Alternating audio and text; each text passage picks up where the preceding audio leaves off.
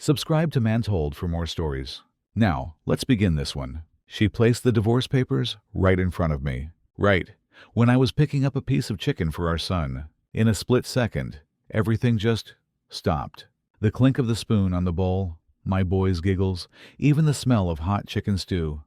All of it vanished from the kitchen. All that was left was that cold white paper on the table, and my own hands shaking. Emily, my wife, calmly pulled out a chair and sat across from me, like this was nothing out of the ordinary. She scooped more soup for our son, wiped his mouth, and said, soft as a breeze, "Eat first, then read." I swallowed hard, but my throat burned dry. My heartbeat was pounding so loud in my ears, I couldn't hear anything else. I looked at my boy. He was still playing, clueless, with that little plastic spoon. I looked at my wife. Her eyes were still, like a quiet lake. No warmth. No trace of the woman I used to love. That piece of paper sat there, sharp as a blade. No text. No warning. No fight. Just a signed divorce form. I opened my mouth to ask, why? But the words froze. All I could hear was the soft rattle of my own spoon hitting the bowl, trembling in my hand. People always say when a marriage falls apart, it's loud. But right then, I finally understood. Sometimes, what kills a marriage comes in silence. And when my shaking hands unfolded that paper, I thought this was the worst hit of my life. But I was wrong. What she wrote inside cut 100 times deeper. I'm Alexander, 36, an interior designer living out in the suburbs. From the outside, my life doesn't look like something you'd complain about. A steady job, a small, cozy house, a wife everyone calls gentle, and a 5-year-old son, my biggest pride. Day after day, life moves like clockwork. I'm always up first, quietly making coffee. The smell of it warms the cold morning air, but the taste has faded, like a habit that's lost its joy. On the table, yesterday's stale bread. I chew it without thinking, then get ready for work. Emily, my wife, shows up a few minutes later, loose gray pajamas, her hair tied up, messy. She used to smile when she saw me in the kitchen, trying to steal my coffee job again. She'd tease. But lately, that line is gone. All that's left is a quiet nod and silence. In the living room, my son, Noah, runs circles with his red toy car. The plastic wheels scrape the floor. His laughter fills the room, so loud against the silence between his parents.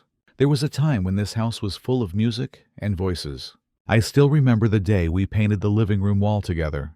Paint all over our hands, in our hair. We laughed so much the neighbors came knocking. That night, we had instant noodles for dinner, eating and laughing like a couple of kids. Now, that same wall, I just sit and stare at it every night, listening to the clock ticking. Tick, tick, so loud it feels like it's knocking inside my head. We don't fight much. The truth is, it's the silence that scares me. Emily talks less and less. She reads alone in the bedroom. I watch the news in the living room. It's not a big house. Yet somehow, between the two of us, there's a desert. Sometimes, I see her slippers neatly by the door, but the room feels empty. That moment feels like someone took something away from me before I even realized it. I tell myself it's stress, the kid, the tiredness, but deep down, I'm worried. There are moments I look at her and see the distance growing, her eyes fixed somewhere far away, a place where I no longer exist. And every time I catch that look, I just look down. I don't ask. Maybe because I'm afraid the answer will change everything. The signs started to show. No longer a vague feeling. They came little by little. Small things, but enough to make my chest feel heavy. For the first time, Emily skipped dinner. No note. No text. She used to always leave a few words, no matter how tired she was. That night, the table was empty. The kitchen, cold and quiet. Then one night, I came home late. The whole house was dark. Even the porch light, always on, was off. I opened the door and saw her curled up on the sofa, clutching a pillow, her back to me. "You okay?" I asked. She just nodded, eyes closed tight. Not a word. But the image I can't shake was the night I came home early. I had a small cake in my hand, the kind she likes. As I pulled into the garage, I saw a faint glow from her car. She was sitting there, hands gripping the steering wheel, her small shoulders trembling. I stopped, and for a moment, the woman who had been by my side for 7 years felt like a stranger. trapped in a locked room I couldn't reach. I tapped on the window. She flinched, wiped her tears, forced a smile. "You're home. I'm just a little tired." That look in her eyes was like a locked door. I wanted to ask. I wanted to pull her out of that place. But my mouth went dry, and in that moment, I stayed silent. Partly because I was afraid of the answer. Partly because I didn't even know where to begin. After that night, nothing got better. The distance between us only grew. Dinner turned into a routine. The clinking of spoons, Noah's little giggles with his toy car, and a long stretch of silence between us. We spoke only a few short lines, like two strangers sharing a house. I often looked at my son, so carefree, but inside, a fear kept growing. A fear that one day, his childhood memories would only be this house. Two adults sitting at opposite ends of the table, not looking at each other. At night, I lay there, listening to the ceiling fan. The steady creak, like a reminder that something was slipping away. And sometimes, in the dark, I asked myself, when did it happen? The moment she stopped coming to me. And then, one evening, it all seemed normal. We sat down to dinner like any other day.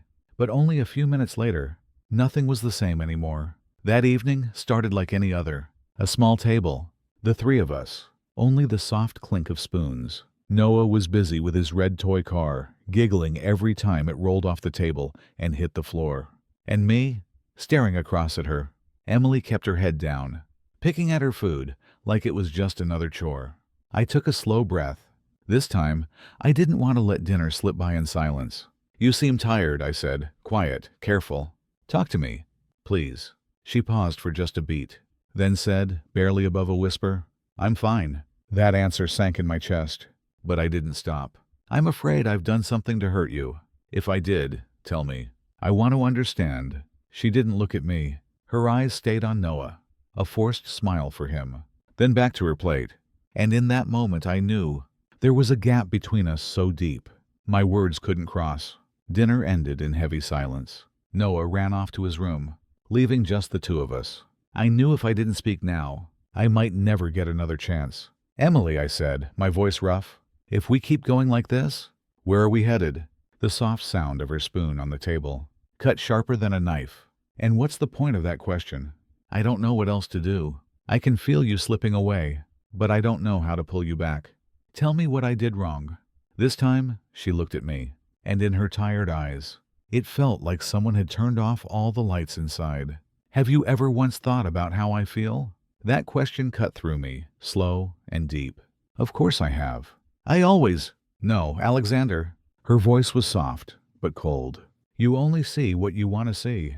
You think working and bringing home money is enough. But you never see me, alone, struggling with everything else." I froze. Her words weren't loud, but each one weighed on my chest. There were nights I wanted to talk, to tell you about my day. But you'd just nod, eyes glued to your phone. Did you ever stop to think that even in my own home, I've been lonely? A chill ran down my spine. The room felt smaller. All I could hear was my heart pounding. "You think silence means peace," she said. "To me, silence is being left behind." I opened my mouth, but nothing came out. She stood up, turned away, gathered the dishes. "This didn't just happen tonight, Alexander. It's been this way for a long time." The sound of running water drowned everything else. I sat there frozen, my hands clenched white. I thought this talk might be the start of fixing us. But what happened next hit me harder than anything she had just said. I sat frozen at the table, only the sound of running water in the sink. Emily dried her hands, turned around, and placed a brown envelope in front of me. "Open it," she said, her voice steady. No shake left in it. Inside, it wasn't divorce papers. It was a stack of handwritten pages. The first one, her birthday, 2 years ago, the day I got lost in work and forgot the cake she waited for all night. The next, when Noah had a fever. "I called you dozens of times." No answer. I carried him through the rain, my clothes soaked. In the ER waiting room, all I wished for was a hand to hold. The next, nights I came home late. Nights she had to handle everything alone. My fingers trembled as I turned each page. Her handwriting uneven, tear stains smudging the ink. Every line cut like a blade. I didn't know you kept all of this," I managed to say, my throat closing up. She sat across from me, looked straight at me, her voice slow. I was afraid I'd forget why I feel so empty. Writing it down was the only way to see it clearly. I went quiet. In my head, every late night, every time I hid behind my phone, came back to me. I thought I was doing right. Turns out, I was drifting away from her. "I'm sorry," I whispered. The words came out weak. Emily held my gaze. "I don't need an apology. I need to know if you still want to be here. Really here, not just a shadow in this house." I felt myself sinking. I reached for her hand. It was cold as ice. I really do. I've been blind, I know. But I never stopped loving you." She pulled her hand away. "No anger. Just someone who no longer believes promises." "I've heard that before, Alexander. But if nothing changes this time, there won't be another chance." She stood, left the stack of papers on the table. "Read it all. If you still want this family, start by looking at yourself." Her footsteps faded. The kitchen fell silent. I bent over those pages, tears blurring the words, my chest tight, like a fist closing around my heart. That night, I didn't sleep. I held those pages, sat by the window till morning. For the first time in years, I was afraid. I thought I still had time to make things right. But the next morning, I realized my time was running out. The next morning, sunlight slipped through the blinds, pale and thin, but it couldn't warm up the cold in that house. I sat at the table silent. The stack of pages from last night still in front of me. I hadn't slept. I just stared at them, so long that every line burned into my head. One line wouldn't leave me. "I miss you so much, but I don't know how to call you back." I heard Noah's door open. Emily walked him out without even a glance at me. The door closed, and the house went quiet. Only the ticking of the clock. I stayed there for hours. Scenes from the past few years played in my head. Every moment I missed, every time she needed me, and I wasn't there. That afternoon, when they came home, I stood by the door. "I need to talk," I said, my voice rough. She paused for just a second. "Tonight," she replied, "when Noah was asleep." I made a pot of tea and waited. "I read it all," I said slowly. "I left you alone for too long. I have no excuse, but I don't want it to end like this." She sat quiet for a while, then looked at me. Her eyes were softer than last night, but there was still distance. "I didn't write that to make you feel guilty," she said. "I wrote it so you'd see how far this has gone. You've promised to change before." "I've heard those words too many times." I took a deep breath. "I'm not just saying it this time. I'll change. Work, the way I live, everything. I want to start over, if you'll let me." She nodded, slow. "Do you understand what I need? I don't need gifts. I don't need a weekend getaway. I need a partner. I need to know I'm not fighting through life alone." I nodded, and for the first time, I understood. The next days, I took a week off work. Every morning, I took Noah to school, cleaned the house, cooked. At night, I put my phone away and just listened. To him, to her. But it didn't take long to realize. A week can't erase years of wounds. Emily still looked at me with cautious eyes, like she was waiting to see if I was serious. One evening, as I washed the dishes, she came close, her voice soft. "Do you think we should try marriage counseling?" I turned around. No hesitation. "If that's what you want, I'm in." She nodded. I thought that was a good sign. But once the sessions began, I realized the road wasn't easy. The therapist made us say out loud everything that had hurt us. Every question dragged us back to old wounds, forced us to open them one more time. And then, in one of those sessions, Emily said something I had never imagined. Something that took my breath away. The therapy room that day was small, soft yellow light. The ticking clock made every second feel longer. I sat across from Emily. Between us, a low table and a heavy silence full of words we'd never said. The therapist asked us to close our eyes for a minute. When I opened mine, Emily didn't look at me. Her voice was calm, but every word landed like a stone. "I've thought about leaving, taking Noah with me. Not because I don't love you, but because being with you feels lonelier than being alone." The room shrank around me. My heart pounded in my ears. I opened my mouth, but my throat locked up. "I've stayed quiet for so long," she said. "Every time I see you at home, it feels like you're somewhere far away. All I ever wanted was for you to really look at me, not glance. See me." The therapist turned to me. "How do you feel hearing that?" I took a deep breath. trying to find air in that tightening room. After a long moment, I whispered, "I never realized my silence hurt you this much. I thought providing was enough. I was wrong." Emily closed her eyes. Tears fell, but her voice stayed even. "I don't need a perfect house. I just need to walk in and not feel left behind." Something inside me cracked. On the way home, after that session, my hands shook on the steering wheel. Her words kept echoing. From that day, I stopped talking about change and started doing it. I showed up. I sat next to her when she read. I noticed the small things, and every night, after Noah was asleep, I made time just to talk. Some nights, her eyes stayed on me a little longer, not as cold, almost like she was testing me. But there were nights when the tension came back. Every session peeled open another wound. We'd drive home in silence. I knew change isn't a straight line. One slip, and everything can fall apart. One night, after putting Noah to bed, I found Emily standing on the porch. The night air was cold. The yellow light stretched her shadow across the steps. In her hand, the same stack of pages. Her voice was soft, her eyes fixed far away. "I don't know if I can forgive you, but tonight, for the first time in a long while, I feel a little hope." I stood behind her, said nothing, just nodded. Inside me, fear and gratitude for that moment. But just as hope began to flicker, another truth was waiting, ready to tear everything apart. I thought I had a fragile thread of hope in my hands. But just a few weeks later, everything shook again. That night, after a counseling session, Emily said she needed to drive alone, to breathe. Noah went to bed early. The house was just me. Time moved painfully slow. The clock ticked like it was hammering my skull.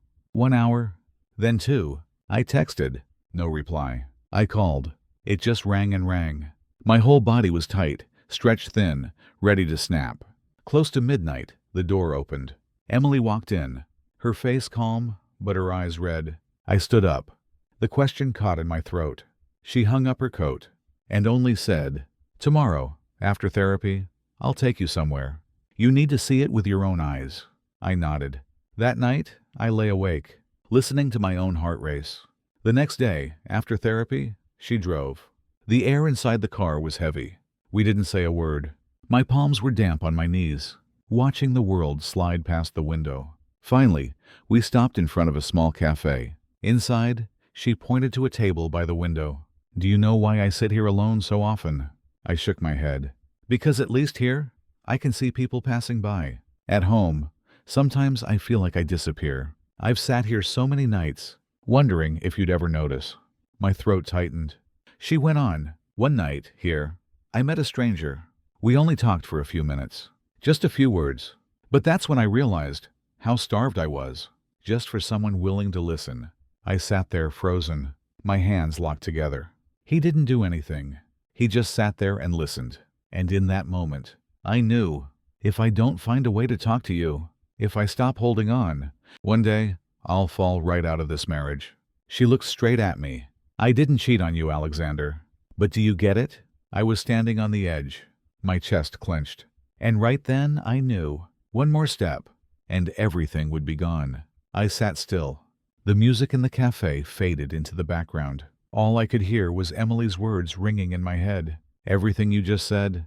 "It's my fault," I finally said, my voice breaking. "I made you turn to a stranger, just to be heard."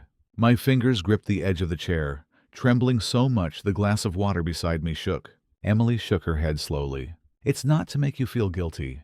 I'm saying this so you understand how close I was to the edge. Just a little more, and maybe I would have let go." I lowered my head. My whole body felt like it was falling, cold and empty. "I don't want us to come near that edge again. I'll do everything to pull us back." She looked at me. Her gaze lingered longer this time, not just tired, but a fragile spark, like someone caught in a storm, scared yet hopeful. We stayed in that cafe for a long time. No more words. Outside, the night wind blew in. The yellow porch light stretched our shadows long on the sidewalk. Emily paused before walking away. I followed quietly, afraid even a breath might shatter this moment. On the way home, the car was silent. But this silence was different. It wasn't a wall anymore. It was a thin thread, connecting two people, trying to find each other again. That night, after Noah was asleep, Emily sat beside me. I'm not promising everything will get better right away, she said softly. But today, for the first time in a long time, I see a reason to try. I nodded. Me too. We sat close. No screens. No TV. Just two people, breathing in the same rhythm. That night, lying awake, I stared at the ceiling. A mix of relief and fear washed over me. I knew this turn was our last warning. I reached for her hand. Small, warm, and fragile. I don't know if I can do this, but I know if I fail, it will be the end. The weeks after that night at the cafe passed slowly, but they were far from peaceful. I tried to be more present, put my phone aside, listen more. Emily kept her distance, but sometimes her eyes weren't completely cold anymore. One evening, after Noah was asleep, I sat down across from her. The room was bathed in soft yellow light. The clock ticked steadily. Emily, I said, gathering all my courage, heart pounding, I want to ask you honestly. That night, you said just a little more, and you'd let go. If that moment was today, would you still think that way? She was silent for a long moment. Her fingers intertwined, eyes downcast. I'm not ready to give up yet, she said slowly. But Alexander, I'm not ready to believe things will change forever. My chest tightened. I'm not asking you to believe right away, I said. But please let me prove it. She looked up and met my gaze. How do you plan to prove that? I took a deep breath. By stopping, cutting back on work, on my phone, making time for you and Noah, time I never had before. And I won't be silent anymore. If I'm tired, I'll say it. If I'm scared, I'll say that too. Emily looked at me for a long moment, then nodded quietly. The very next day, the test came. That morning, my boss called nonstop, demanding I return to a big project. My phone wouldn't stop ringing. I looked at the screen, and for the first time, I turned it off. That night, I told Emily. She listened. No praise, no blame, just said, do it because you wanna, not because you think I'll notice.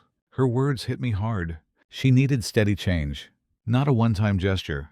In the days that followed, we talked more. Some days were lighter, some were tight enough to choke. Then, one quiet evening, Emily looked at me long and asked a question. That left me speechless. Emily sat quietly for a long moment, then asked, her voice low and slow, as if weighing every word. If one day, all this effort still can't save us, would you be ready to let go? I was stunned. That question hit me like a punch to the chest. The room seemed to shrink. Only the ticking clock and my heavy breathing remained. Why do you ask? I tried to keep calm, but my hands clenched so tight under the table, they went cold. Because I don't want us to just exist side by side out of duty. I don't want Noah to grow up in a house where two adults no longer love each other, but still pretend.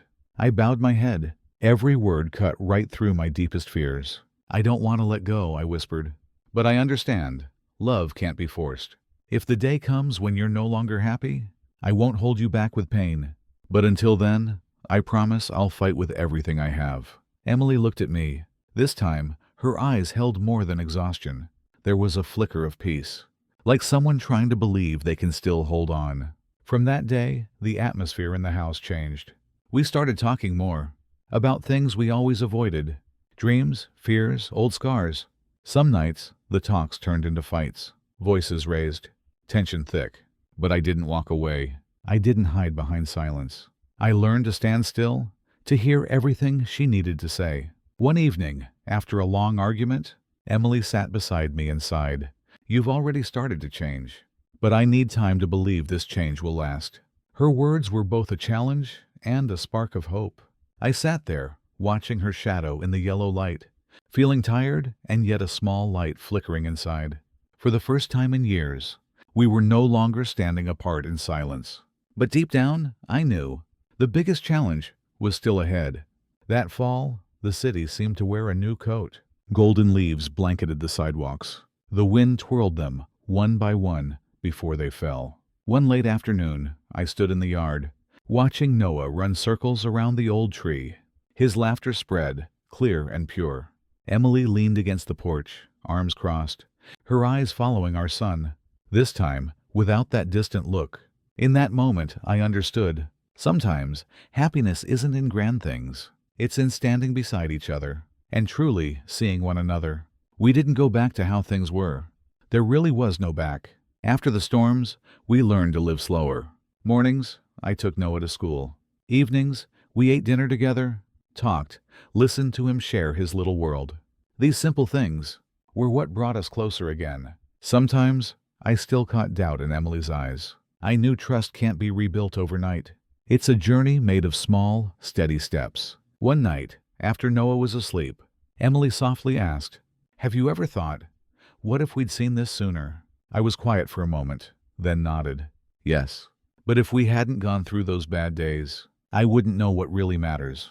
She smiled, light as a breeze. For the first time, that smile wasn't heavy.